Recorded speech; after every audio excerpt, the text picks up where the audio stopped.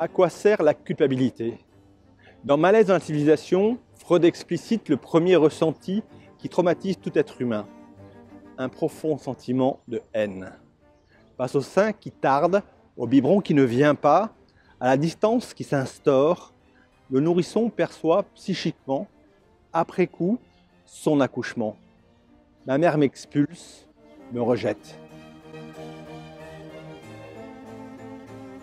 Mélanie Klein décrit une pulsion de haine clivée. Je déteste cette femme qui m'abandonne, mais j'aime cette mère qui me nourrit. Ainsi, toutes des putes sauf ma mère. Ainsi, la misogynie et le racisme, cette détestation de l'autre. Néanmoins, ce nourrisson si dépendant de sa mère a-t-il réellement les moyens de la haïr? Si c'est maman, tout est fini. Cette pulsion de mort, présentée par Freud comme la pire catastrophe de l'humanité, cause de tous nos conflits, de toutes nos guerres, est aussi fondatrice de l'individuation du sujet humain. Le nous devient je suis.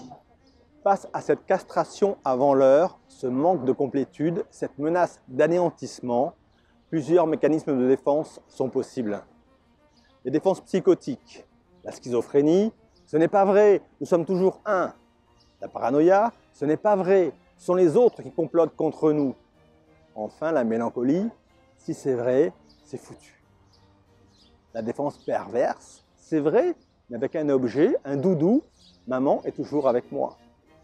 La défense névrotique, enfin, c'est vrai, mais c'est entièrement de ma faute. C'est moi qui suis le traître, le méchant détestable. Mais si je fais l'effort d'être un autre, l'enfant qu'elle attend, gentil, aimant, alors ma mère ne peut m'abandonner d'âme.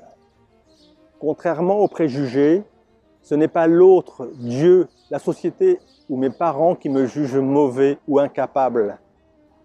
En tant que névrosé, ma culpabilité est de structure, car c'est le moyen le plus efficace pour effacer, refouler cette insécurité d'être un enfant rejeté, un nourrisson tout seul, un bébé mort.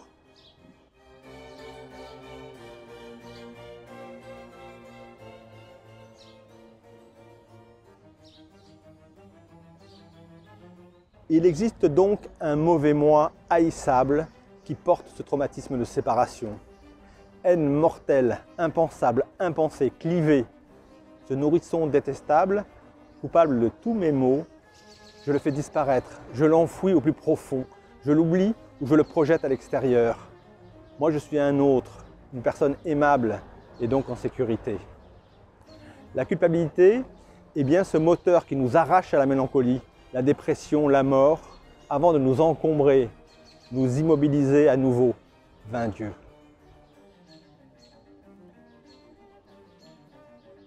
En psychothérapie, je peux admettre cette culpabilité imaginaire afin d'annihiler le mécanisme de défense. Mais si j'accepte d'être cette personne détestable, les traumatismes d'abandon et de rejet reviennent.